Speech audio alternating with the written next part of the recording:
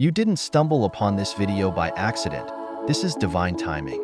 There's a reason you're here today, and it's because this message is meant for you. Maybe you've been feeling lost, betrayed, or broken. Maybe people you trusted turned against you, twisted the truth, and made themselves look like the victim. It's heartbreaking, isn't it?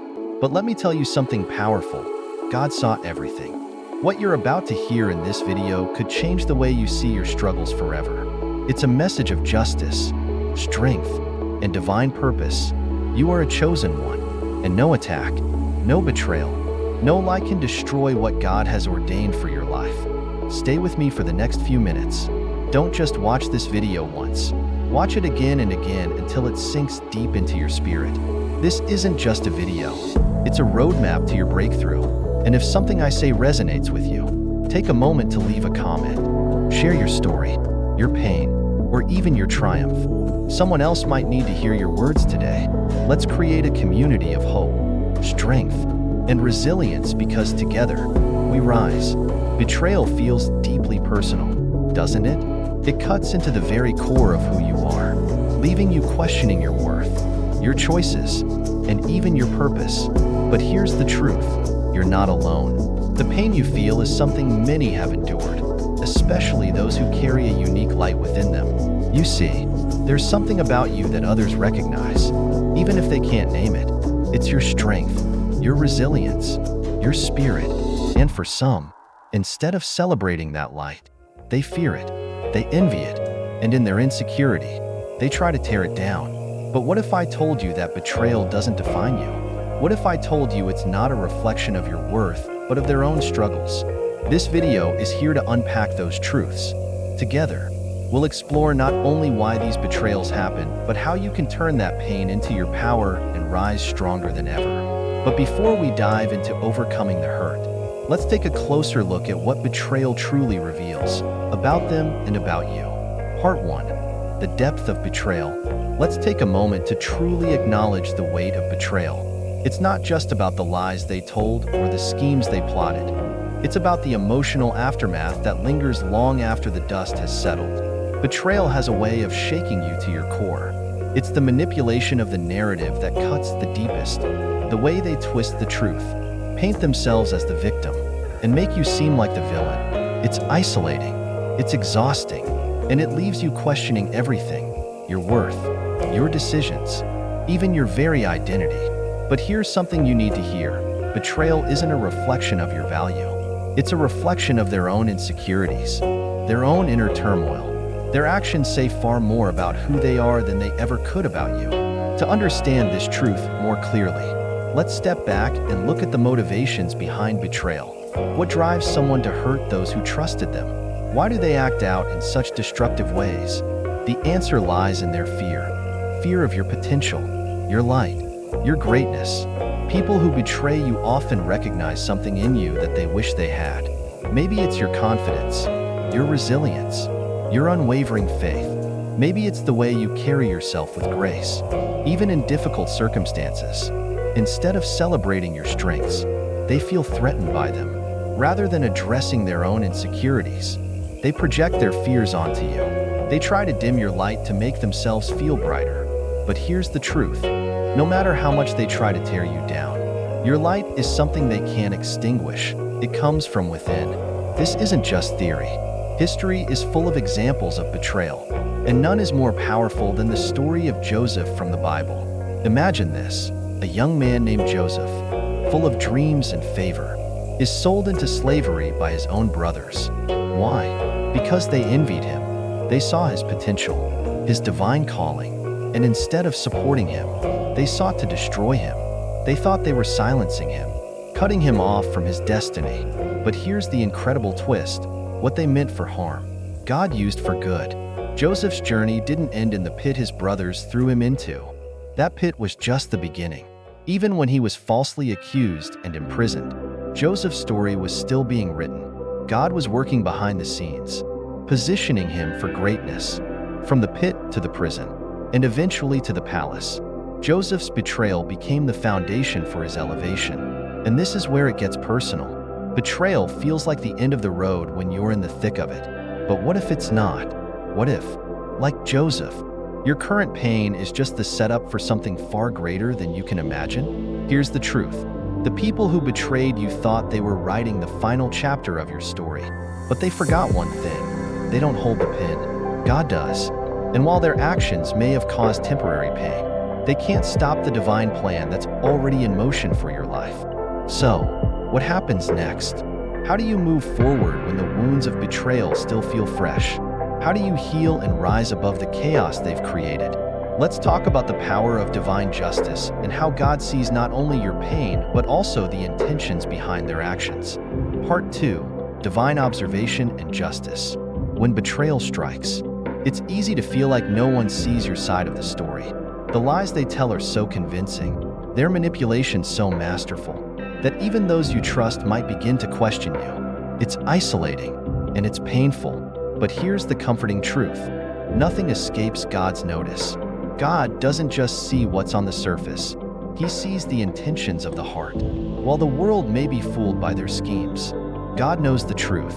He isn't a passive observer, silently watching the injustice unfold. No, He is a God of justice, and His justice is both deliberate and undeniable.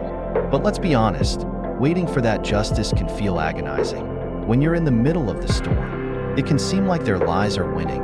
You might wonder, why isn't God intervening right now? Here's the key.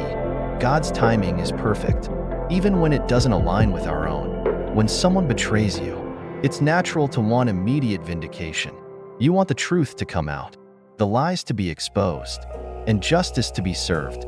But God's justice doesn't operate on our schedules because His purpose goes far deeper than simply punishing wrongdoing. God uses these moments of betrayal to refine you, to strengthen your faith, and to position you for something greater. While it might feel like you're in a season of silence, God is already at work behind the scenes. He's documenting every wrong, every tear you've shed, and every prayer you've whispered. This isn't just an abstract idea. I've experienced it firsthand. Let me share a story with you, one that changed the way I see betrayal and God's justice. There was a time in my life when betrayal hit me hard. Someone I deeply trusted spread lies about me. Lies so convincing that even people who knew me began to doubt my character. It felt like the walls were closing in, and I didn't know where to turn. In those moments of despair, I did the only thing I could. I turned to God. I cried out in prayer, asking Him why this was happening. And in the stillness of those quiet moments, I heard these words, "Be still, and know that I am God." It wasn't easy. Trusting God when everything around you feels like it's falling apart takes a level of faith that feels impossible in the moment. But I held on to that promise. And let me tell you, God was faithful. Over time, the lies began to unravel. The truth came to light, not because I fought back or tried to defend myself, but because God's justice worked in ways I couldn't have imagined. Every falsehood was exposed, and my integrity spoke louder than their deception ever could. And if God did it for me, He will do it for you. It might not happen overnight, but trust that His timing is perfect, and His justice is sure. You see, God's justice is far more comprehensive than we often realize. It's not just about setting the record straight. It's about transforming the situation entirely. What they meant for your downfall, God will use for your elevation. Think about Joseph again. His brothers sold him into slavery, but God didn't just deliver him from that injustice. He raised him to a position of power that allowed him to save countless lives, including those of the very brothers who betrayed him. God's justice doesn't just balance the scales, it flips them entirely. He takes what was meant to harm you and uses it to propel you forward. But here's the key. Justice begins when you surrender. When you let go of the need to control the outcome, you create space for God to move in ways you can't predict. Surrendering doesn't mean giving up. It means trusting that God sees what you can't and that He is working all things together for your good. It's in those moments of surrender that you find peace, not because the situation has resolved, but because you know that God is in control. And when you have that peace, no lie, no betrayal, no scheme can shake you. So, chosen ones, here's what I want you to remember. God sees everything. He sees the betrayal, the lies, the pain they caused, and He isn't just watching, He's acting. Justice is already in motion, even if you can't see it yet. But while we wait for God's justice to unfold, what can we do in the meantime? How do we heal, find peace, and reclaim our power? Let's explore how to rise through the pain and turn betrayal into a catalyst for growth. Part 3. Rising through the pain. Betrayal feels like a raging fire, consuming everything in its path: your trust, your peace, your sense of security. But here's the truth about fire: while it burns, it also purifies. Just like gold is refined through intense heat, betrayal can refine you in ways you never imagined. Yes, it hurts. Yes, it feels unbearable at times. But when you emerge on the other side, you'll realize something remarkable. You're not just surviving, you're thriving. The pain of betrayal isn't just something to endure. It's something that can shape you. Let's take a closer look at how this process works and why it's such a powerful tool for personal growth. Psychologists call it post-traumatic growth, the idea that profound challenges, like betrayal, can actually lead to deeper strength, greater resilience, and a clearer sense of purpose. It's not about pretending the pain didn't happen. It's about using that pain as a stepping stone to rise higher. Think about it. Betrayal forces you to reassess your relationships, your boundaries, and even your own values. It sharpens your discernment, teaching you to recognize who is truly in your corner and who isn't. It deepens your resilience, showing you just how strong you really are. And it strengthens your connections with the right people, those who prove their loyalty, integrity, and love in the face of adversity. But this isn't just theory. There are countless examples of people who have risen through the flames of betrayal to become stronger and more grounded in their purpose. One of the most inspiring stories comes from the life of David. Imagine being relentlessly hunted by someone you once admired and served faithfully. That was David's reality. Saul, consumed by jealousy and insecurity, viewed David as a threat and made it his mission to destroy him. Saul's betrayal was personal, calculated, and relentless. But here's what's remarkable about David. He didn't retaliate. He had opportunities to strike back, to take justice into his own hands, but he chose to trust God's timing instead. David's patience and unwavering faith allowed him to rise above Saul's schemes, and eventually, Saul's plans collapsed under their own weight. David's story didn't just end with him surviving Saul's betrayal. It ended with him stepping into his destiny as king. The very betrayal meant to break him became the foundation for his elevation.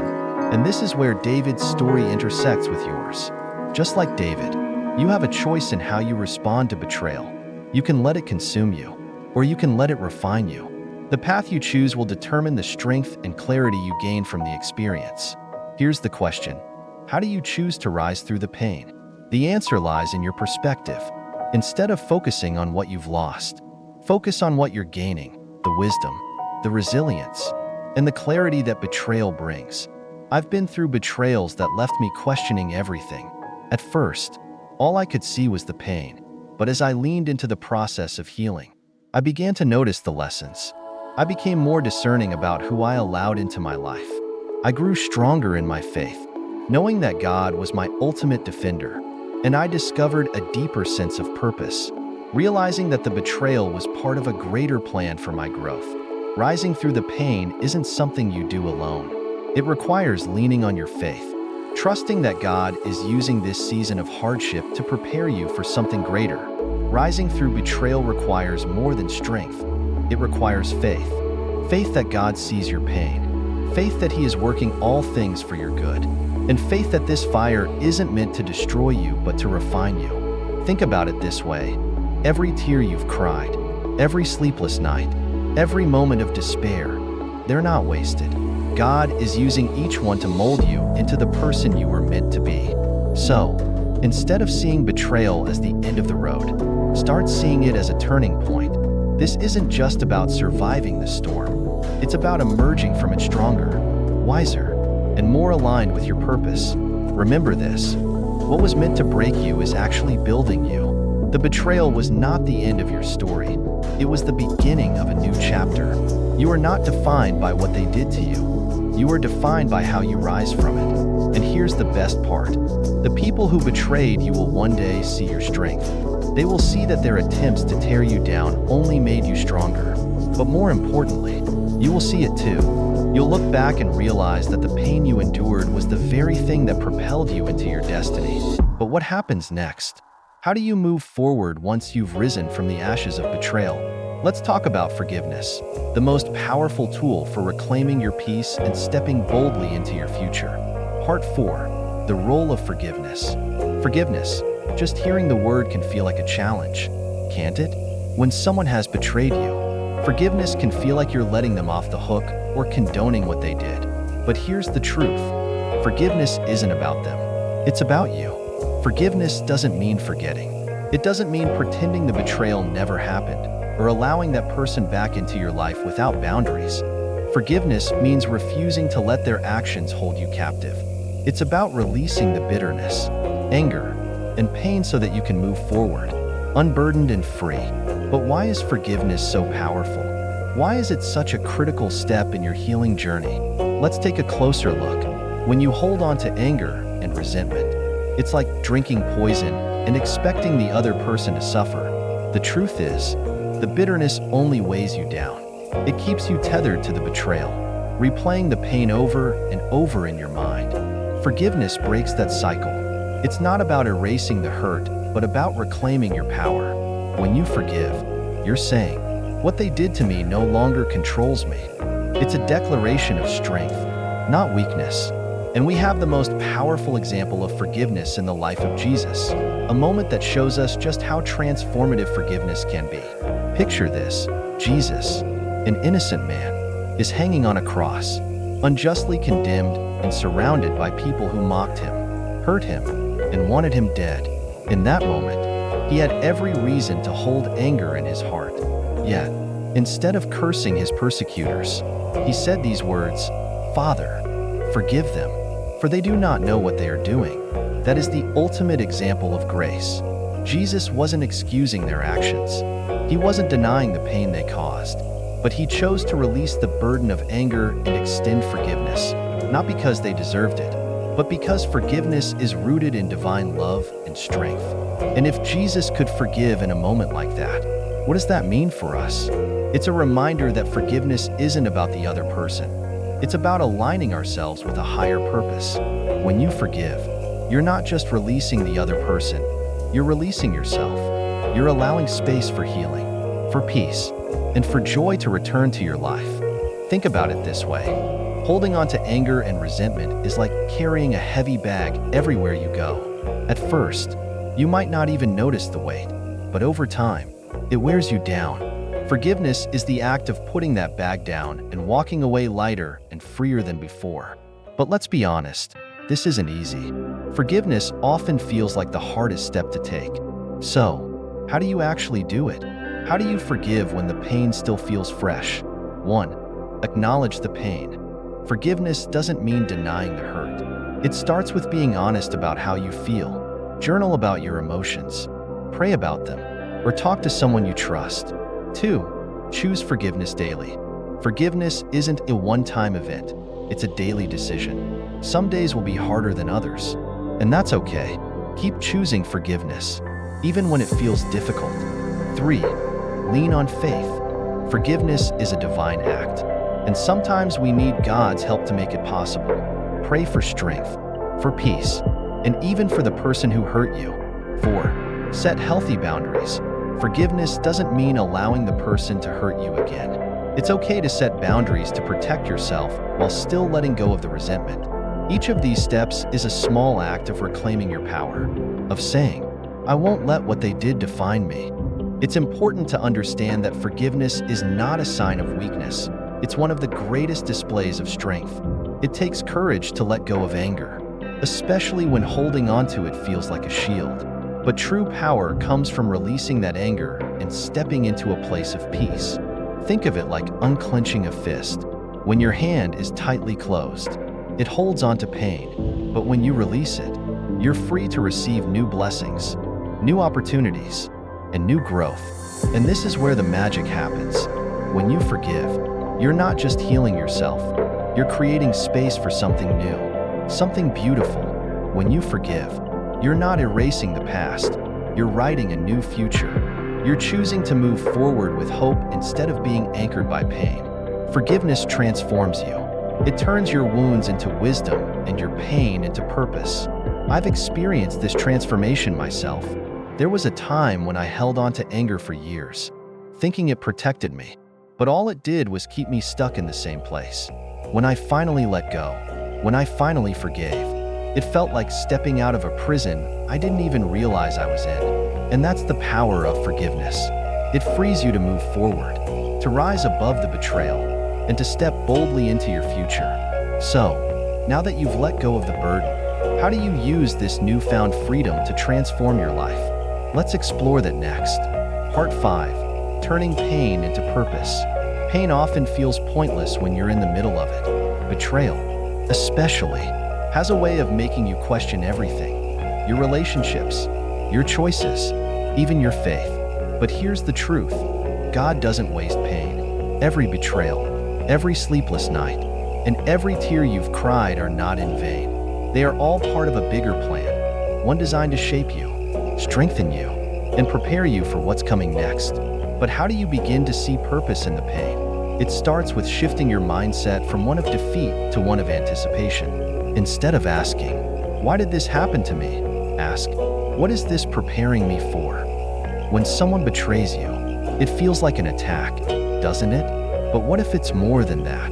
What if the betrayal wasn't just an attempt to break you, but a setup, a divine setup, for your breakthrough? Think about it. Every challenge, every hardship, every painful experience has the potential to push you closer to your purpose.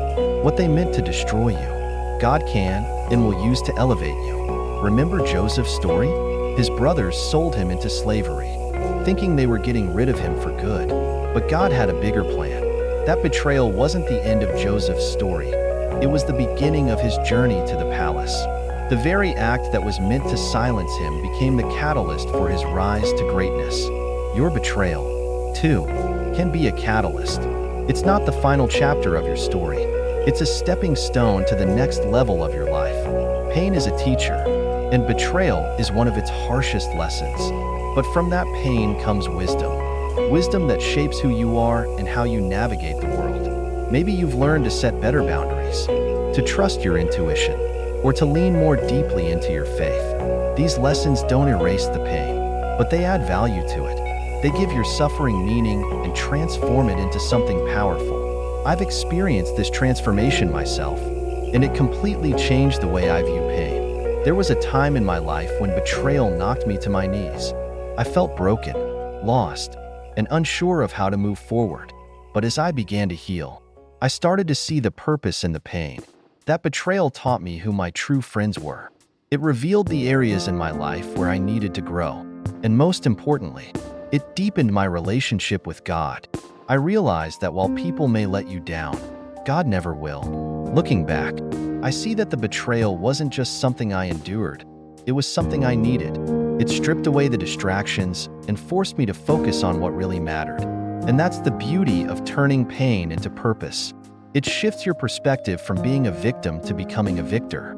It empowers you to reclaim your story and use it for good. When you rise from the ashes of betrayal, you don't just heal, you transform. And your transformation becomes your testimony.